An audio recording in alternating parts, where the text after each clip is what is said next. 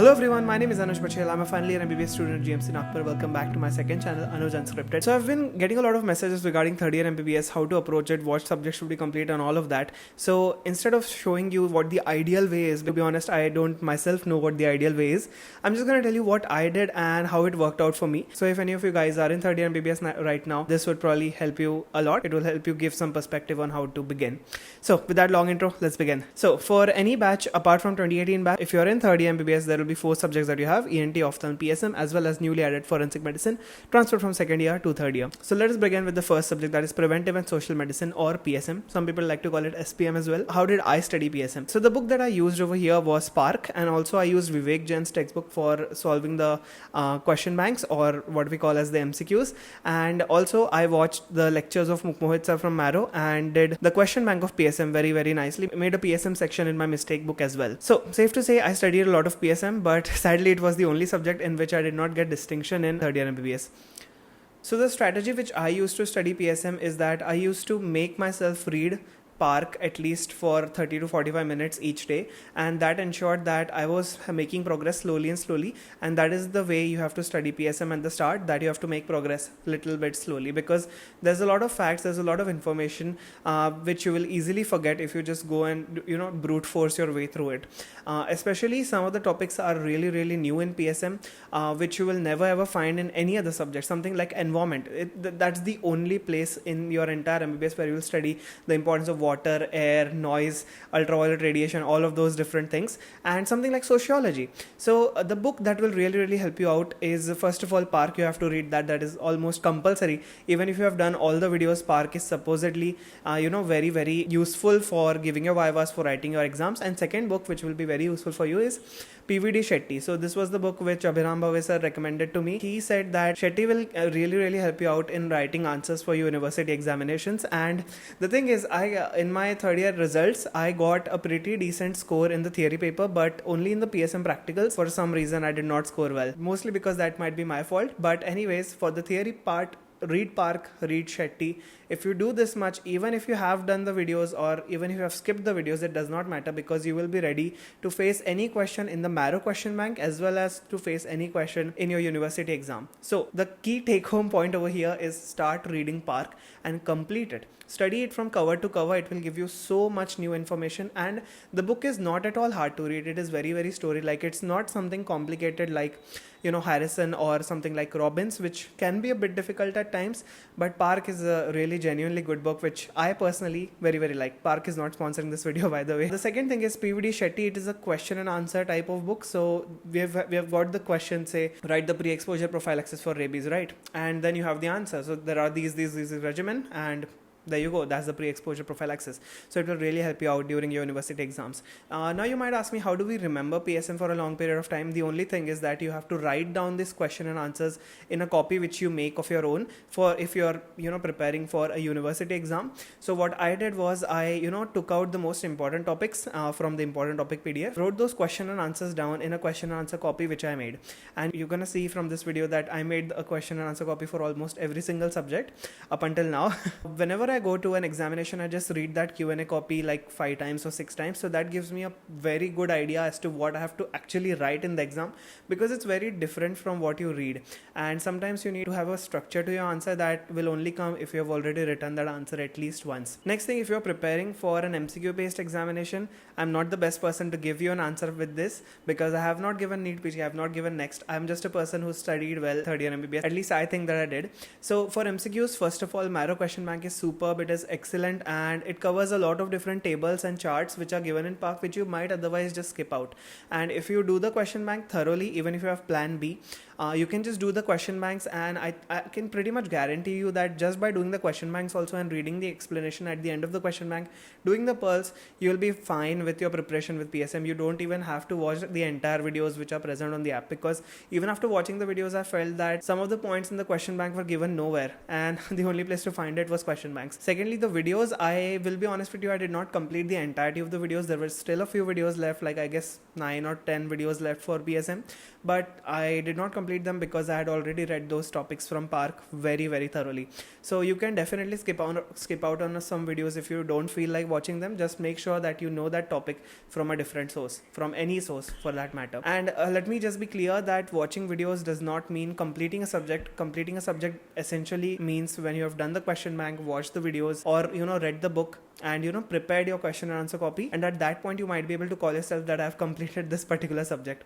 So if you're watching videos, it's good, but make sure to read a lot, solve a lot of questions. The other book which I used was Vivek Jain's textbook is good. I used it a lot for biostatistics because I think that the biostats thing is very structurally given over there, which I liked about the book, and I solved almost all the questions from that textbook apart from the Marrow Q Bank. So I would recommend, if you can buy that, or you can download a PDF for that, or whatever you can get your hands on that stuff. And as far as the Viva is concerned, I'll be honest with you again, I did not give my Viva great, but according to me it went good. The only thing is that you have to know how to take a case, because there are going to be two different cases for you. One is going to be a family case, another is going to be like a clinical case which we all study, and there's a huge integration between obstetrics and gynecology, pediatric in PSM. So if you could read those topics, it would give you a higher advantage. Especially something like antenatal care is something which you could read from Obs and Gynae. From Datta, it is given great. Again, it's a book for obstetrics actually. As far as pediatrics is concerned, please make sure that you know how to examine a neonate, how to examine the normal features of a child, and what are the different reflexes and all which are present. We've got Moros, we've got rooting, suckling, palmar grasp, all of that. People in PSM department sometimes ask you questions like, how did you examine the neonate? And then you're just blank because you haven't read pediatrics. But that's honestly okay, because now you have watched this video and now you know how to be prepared. In my third year, I had 3 different instances where I had to present a case to an exam. So first one was a post-end.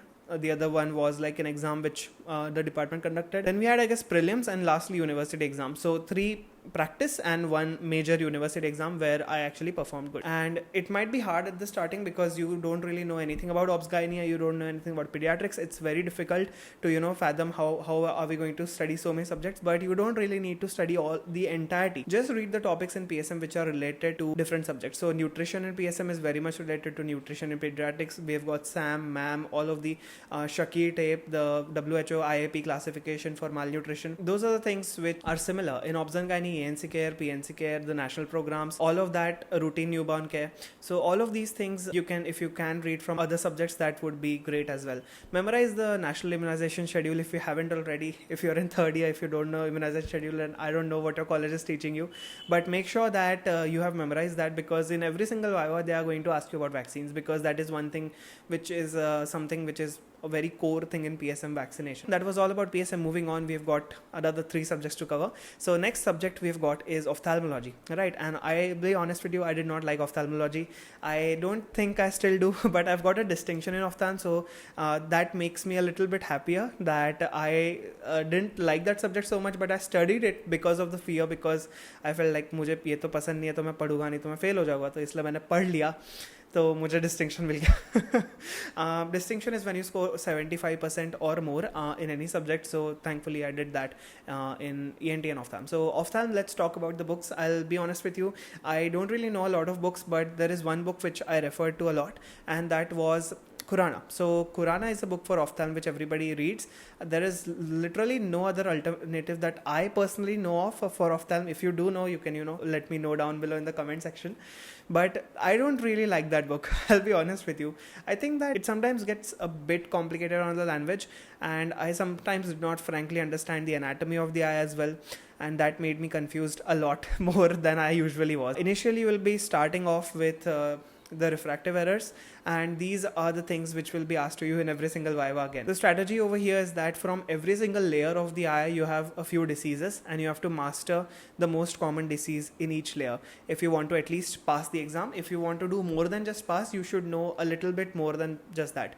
For example, I'll just give you an example. In cornea, the most common thing which you'll study and move on is corneal ulcer. You study corneal ulcer, you study corneal abrasion, move on, cornea khatam, go to something else. Sure, that's perfectly fine. 99% of the times questions are only going to be present from corneal ulcer, but there are also certain times where topics are a bit more diverse. So you will have different dystrophies, corneal dystrophies. There can be keratoconus, there can be a lot of different things in the cornea, and if you know these things as well, that will really help you go and catch that distinction or go and catch that gold medal if you are aiming for that. But make sure that you at least know the major diseases from each layer. You will be starting off with refractory error, you will be making your way from the conjunctiva to cornea, sclera, all of these different layers, finally to end up in retina and neuro-ophthalmology. The thing which really helped me out to study ophthalm was I found it to be very difficult, and so again I made a question and answer copy for it. So I used to write down all the questions and the answers like I did with PSM, and from each layer of the eye I would select 5 questions which I thought were going to be asked from me. So from, let's say, lens, I selected cataract, difference between immature and mature cataract, lenticonus, or something like drug-induced cataract. So all of these different things are potential questions, and if you read that Q&A copy, your university exams are going to go fine. Next thing, the videos. I am a Marrow Pro user since a long time, since like 3 years. I had to take the Marrow subscription once more in between. So because my subscription expired. The videos in Marrow are actually great. Sir makes you understand right from the basic. So if you're a student who has not paid any sort of attention in anatomy, physiology, biochemistry, Utsav sir will actually teach you from the very, very basics, and he will make you understand things like nobody ever has. So the edition 5 videos were extremely long. Most of them were, I guess, above 1 hour, and I felt like बाप रे इतने सारे 37-38 videos कैसे देख पाऊंगा मैं 1 घंटे के ऊपर के. But in the end I did it, and it took me a month because at that time I was in 3rd year, very slow, and I was just taking things casually. Yeah, that's the reason I did not get the distinction in PSM. But you definitely can do that. Watch the videos, they will help you understand the concepts. Read Qurana, make a Q&A book, and attend the postings. Oh my god, how have I forgotten this very important topic in PSM. So in PSM also you have postings, attend them. But most importantly, in clinical subjects, ENT and ophthalm, boy oh boy, if you don't attend the postings, you are done for.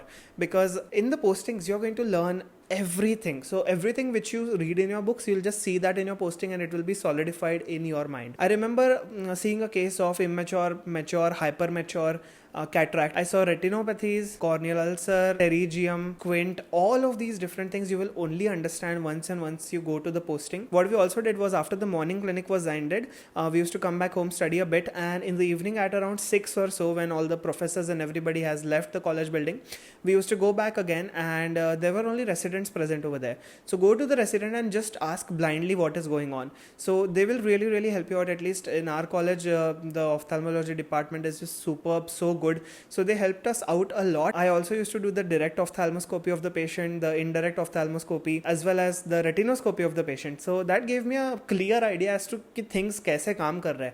If you go and ask a person who has never looked at a retinoscope or never looked at an ophthalmoscope before about what is the difference and how do you operate these different tools, he will probably have zero clue about what you're talking about if he is not studied even a bit of theory. But if you just ask a person who has used those equipments, you will know that that person has done that. And that was the benefit that I and my friends got, because we used to go additionally apart from our postings and ask the junior residents to help us out.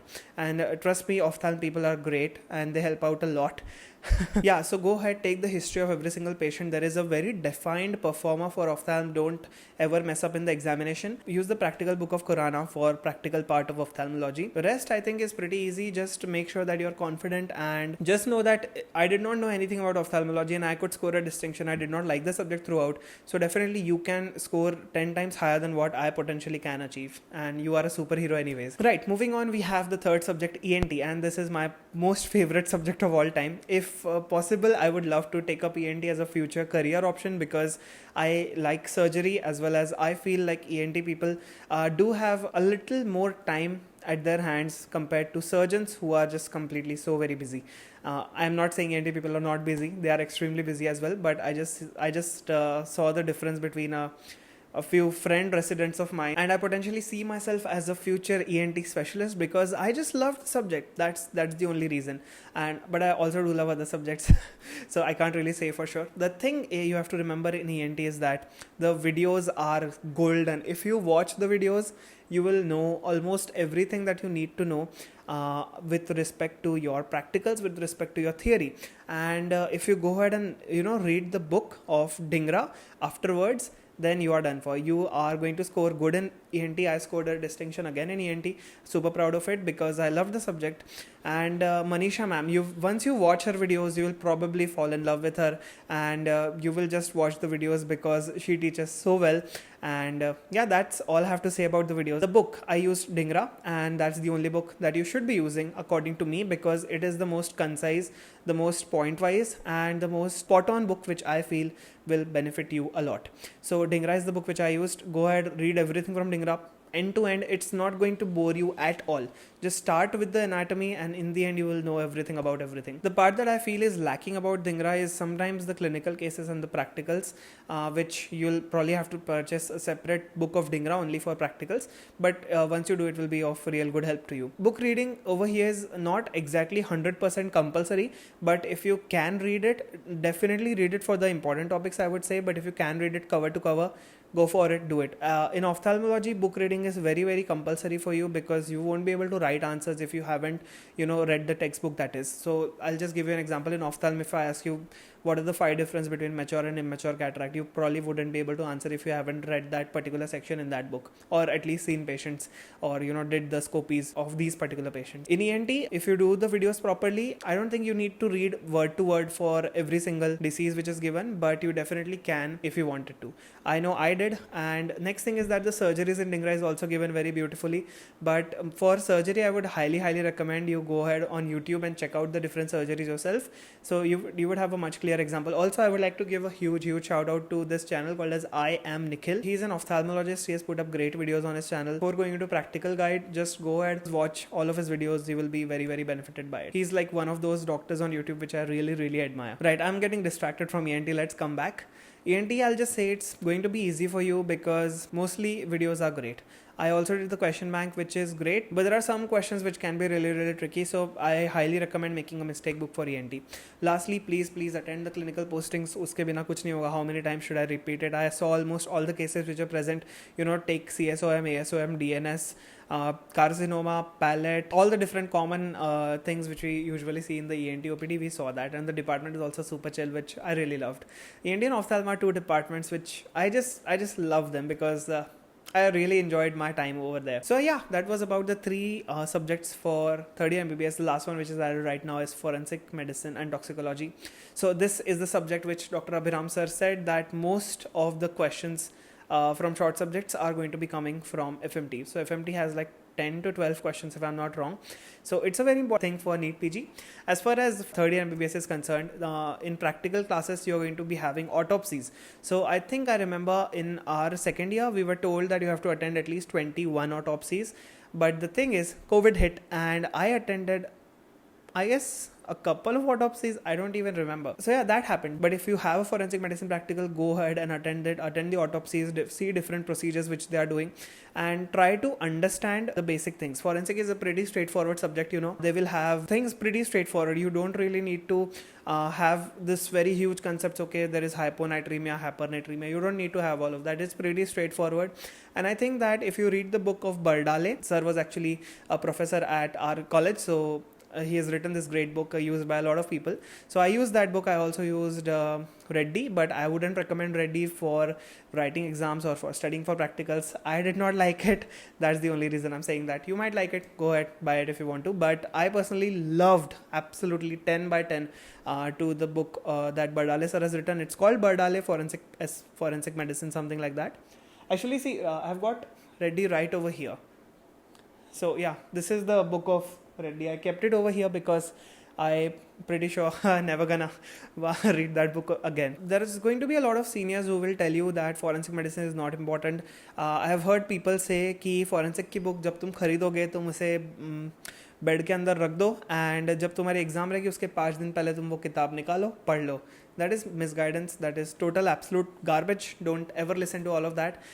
You should know that it's a subject which is going to be one of the most important subjects for you because of the medical legal issues which will be arising a lot in the future, and you need to be very careful. And while studying forensic medicine, you will definitely understand a lot of these things. The most complicated things in forensic medicine are going to be your toxicology part as well as the IPCs. So Indian Penal Code, I found it to be a little bit difficult for me. Use marrow pearls. They are excellent if you want to memorize a lot of forensic medicine facts. And yeah, toxicology must read from Bardale. Make your notes for FMT and read those notes 10 to 12 times before you go to the exam and before you go to your practical. I remember, I'll just share this backstory with you. Forensic medicine was my last practical in second year MBBS. At our time, it was in second year MBBS. And I'm from 2018 batch, by the way, so therefore in final year. So forensic was the last practical, and my roll number in my batch was the first one. And the thing is, they start the Viva from two sides, one from first roll number, the other from like 25th person who is present in that particular unit, whose exam is going to be conducted at that point.